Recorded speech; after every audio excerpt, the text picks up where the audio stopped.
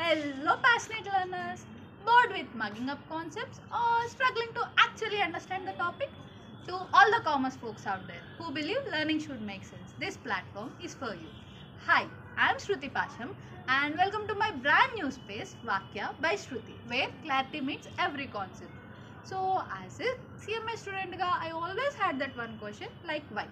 Suppose balance sheet format ఉంది, assets and liabilities అని classify చేసి దాన్ని ఫాలో అవుతున్నాం.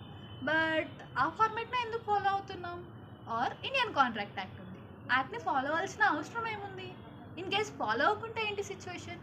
ఇలా చాలా questions.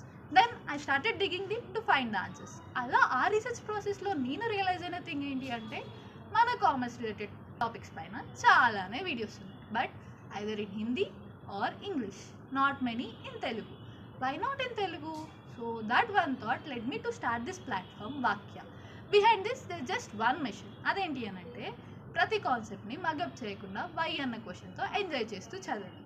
So as a commerce స్టూడెంట్గా ఈ ప్రొఫెషన్ నాకు చాలా నేర్పించింది boss, and now it's time to give it back.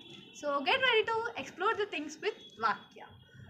Until then, don't forget to like, share and subscribe to our channel Vakya by Shruti. So keep learning with Vakya. See you soon. Bye bye.